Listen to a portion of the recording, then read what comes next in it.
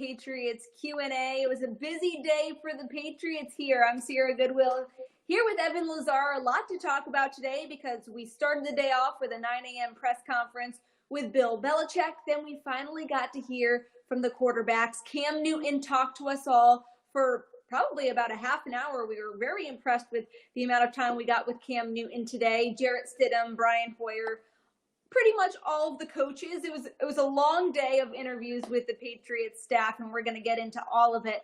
Let's start with the headliner. Obviously, people want to know about Cam Newton, what he had to say, what his vibe was like. He wasn't wearing a fedora, not just yet, but he was in a good mood. Evan, your first impressions, what stood out to you the most from Cam's first presser as a Patriot?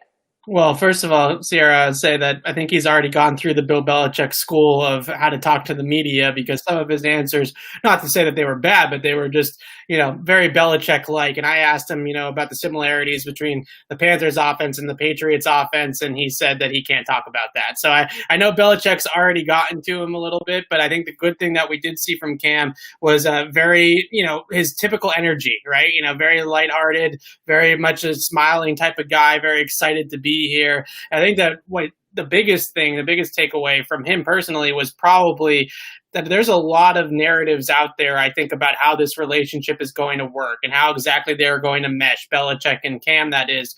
And I think that he kind of had some preconceived notions about the Patriots organization as well. And he kind of learned quickly when he got here that not everything you hear from the outside is actually true. Right. So I think that's a big thing. The other thing is, Josh McDaniels, and we can get into it, he went into a lot of big detail about how this offense is going to look in the post-Brady era and where exactly they're going offensively, that I thought was really interesting as well. Yeah, for right or wrong, I think that people don't usually think of the word grateful when it comes to Cam Newton, but that's really what, in my opinion, he exuded in this press conference. He went on and on about how he pinches himself every day that he's a member of the Patriots, and it's a surreal moment driving up to Gillette Stadium every day. And one thing that I also took from his press conference is his approach based on how things ended in Carolina. He said he wakes up mad every day. He's mad he can't see his kids every day. So I definitely do think this is an opportunity that he is going to seize. Let's get to some questions here. What are your thoughts on Jarrett Stidham's confidence level and what he's learned from the GOAT? I'm assuming that's Tom Brady. Stidham saying today in his press conference that he is absolutely ready to be the starting quarterback for the Patriots. Yeah. I thought that, Stidham really came off as somebody that's very confident in his own shoes of what his abilities are. I think that he realizes that, you know what, maybe it won't be this year, maybe it won't be week one, but his time is going to come, and he's going to have an opportunity in this league to start at some point. So I think that he's staying patient, and he's saying all the right things about how he's going to love the competition, and he's looking forward to the competition. So I think that these two guys realize that they're in sort of this crazy, situation where there's not a ton of lead up to the season. They're replacing a GOAT. Where do you kind of go from here with this offense is going to be a big question mark moving forward. And I think that that's going to be really interesting to see who really ends up winning this job, because I think both guys realize it is a competition. Question here about what Stidham did say in his press conference, just that he's really looking forward to the competition between both Brian Hoyer and Cam Newton. He feels very confident in his ability to lead this team this season. Also mentioning that him and Cam have a bit of a history. When Cam Newton visited Auburn when Stidham was there, they went and grabbed lunch together. So a little bit of a familiar face, some camaraderie already between the two, which was interesting. Evan, any other big headlining comments today from the press conferences before we get into these nitty-gritty questions here? Yeah, I think the Josh McDaniels presser was probably the most telling from just a schematic standpoint of where we're going offensively. And I thought he gave a lot of really good answers. And the biggest one, I think, is that, he said, you don't throw out the entire scheme, right? You're not reinventing the wheel here. You're not going to have a whole entirely new playbook, but you got to adapt what you have to whoever is playing quarterback and whoever is under center. And he's asked directly about potentially having a mobile quarterback in the offense. And he mentioned Matt Castle, and he also mentioned his time away, his 3 years away from New England. And I think people remember the Broncos, when he was the head coach there, drafted Tim Tebow. And then he played with a season with Tim Tebow as his quarterback. So he does have some experience with kind of leaning on a quarterback that's a little bit more mobile, that's a little bit more agile and ability to kind of move the pocket and then also design quarterback runs as well. But I think the biggest takeaway that you had from him is that same thing with what Belichick said to us last week, Sierra. The winner of this job is going to be the one that executes the Patriots playbook the best, not the one that reinvents the wheel with the Patriots. And I don't think we're going to see as big of a change as maybe we thought. And I think that this offseason definitely plays a role in that. But I think that we maybe initially thought that we were going to see a completely new offense with Cam Newton. It does sound more like they're going to just add and adapt plays to this offense that they already have, that's already in place, and it's more about the quarterbacks conforming than the other way around. Absolutely. Well, let's get to a couple questions here in the chat. Were you in on the press conference with running backs coach Fears? Yeah, so I actually asked Ivan Fears, I think this question about Damian Harris, is that what we're getting at? Yes, that was actually my question to him. I jumped our old friend Alex Barth to ask him that one, and I thought that he gave an interesting answer. I asked him directly, what does Damian Harris need to do to get on the field in year 2? And he said, I'll tell you this, basically saying, I'm not going to tell you that, but I'll tell you this. And that is, that he needs to really, he's improved a ton already in the offseason, and he's a really good runner. And I think they really, truly believe that this is a really good running back already. And then last year, I think, was more just a confluence of veterans ahead of him on the depth chart, him being a rookie, and not necessarily an indictment on him as a player. And I think that's exactly what Fears was saying, that his time also will come. Absolutely. And we have a question here about the linebackers. We also talked to the linebackers coach, Josh Uche, Anthony Jennings. Do you think they can make an impact early? And your thoughts about that group as a whole now after talking to the coaches? Well, I think the biggest kind of takeaway I had, from talking about the rookies, right? Talking about the 2 tight ends, talking about Uche and Jennings, and even Duggar a little bit with Steve Belichick and I think Brian Belichick, excuse me. I think the biggest thing is that they don't really know right now how much these guys are going to be able to take on as rookies because they're not out there at practice quite yet. So everything right now is basic install. And I know it's a boring answer, but it's really true.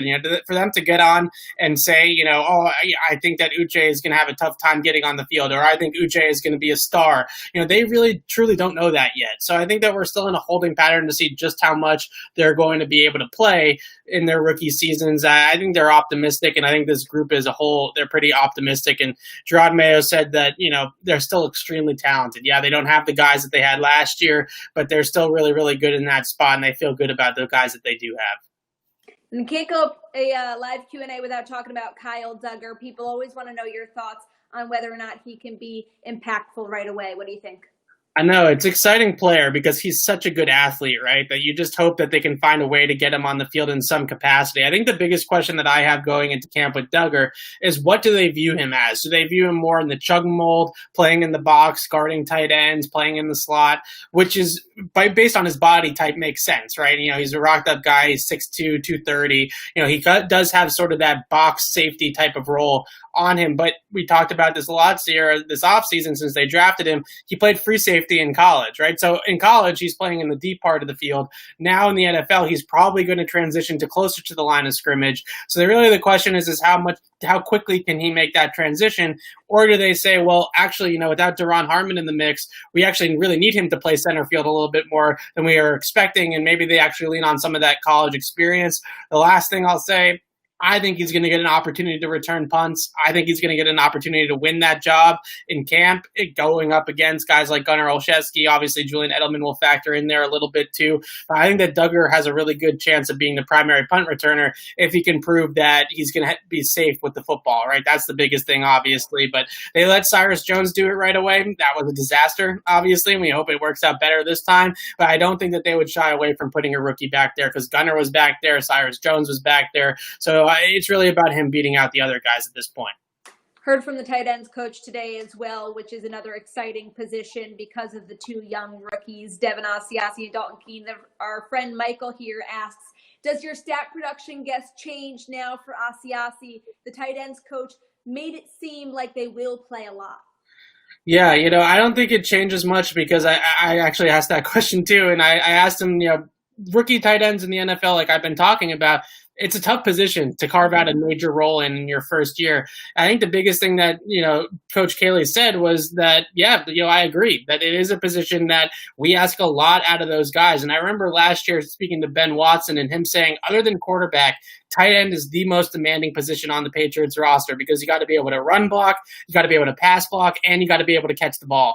And there's not a ton of positions where that's all true, right? So I think it's going to be an uphill battle for both of those guys to play a huge role in year one. I think that Cayley realizes that as well, and they're probably going to focus on getting them into situational football moments, third down, red zone, 2-minute, situations where they really need that pass-catching juice out of those guys, and we'll see what happens, with the tight end position. I think they are going to be adding a veteran here at some point. Our friend N'Keal Harry's back in the live chat. We're pretty confident it's not the real N'Keal Harry, but it's fun to play along. He's saying Mayo needs to come back and play linebacker. Well, we also heard from Jerod Mayo today where he was not able to commit to being the quote-unquote defensive coordinator and calling plays, but your thoughts on Jerod Mayo and his impact and role this season?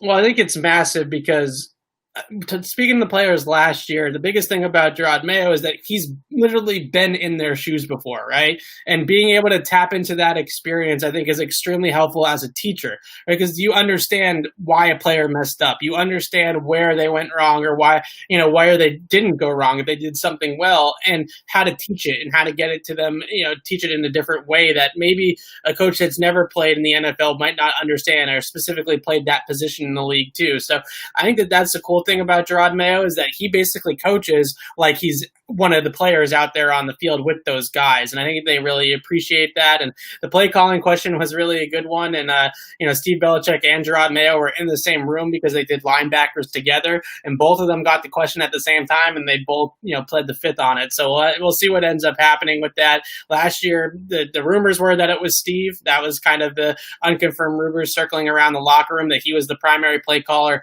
But at the end of the day, we also have to remember that Bill Belichick is always going to be in the ear, right? And he's always going to have some input as to what they call on defense. So it's definitely a team effort, even though that's a little bit of a cop-out. We have a question here about training camp and what we know so far about player performance at training camp. Well, Bill Belichick pretty much was, we're in phase one. We know nothing about these players. We've done a walkthrough. They did their first walkthrough, offense and defense, yesterday, where in Belichick's words, players played and coaches coached. So that's about all we know about training camp so far this season. Evan, is there anything you can deduce about the very little we know about these players so far? Yeah, right now it's really a strength and conditioning period for the Patriots. And yesterday, I think Belichick said was the first time they actually had offense versus defense in a walkthrough situation. So there really isn't much to take away quite yet in terms of performance or evaluation of who's ahead of who on their depth chart or anything like that.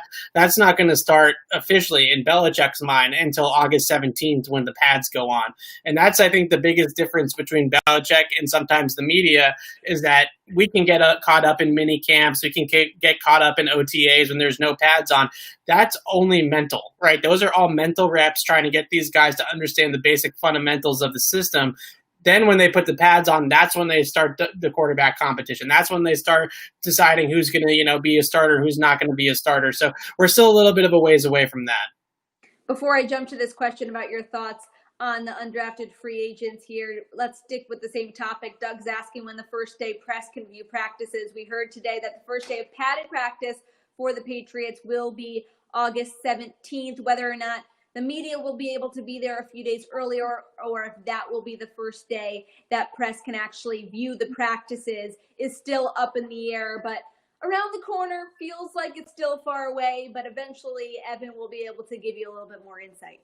Yeah, exactly. It's I believe that we're going to be allowed to get to the non-padded practices starting August 12th, but right now that's definitely kind of, we're at the team's mercy for them to tell us exactly what's going on with that. So your thoughts, updated thoughts on the undrafted free agents now that they do have a couple more roster spots? Yeah, it's such a tough year for those guys. I love Jeff Thomas. I love J.J. Taylor. I love Bill Murray. I love the idea of all of these players. But looking at the Patriots roster, I really do think that they're going to lean on guys that have been here, because it's just impossible to expect one of those guys to really carve out a role for themselves with really no training camp and no preseason games. I think is the biggest one, because you don't get to see them actually out there in a game situation and live reps.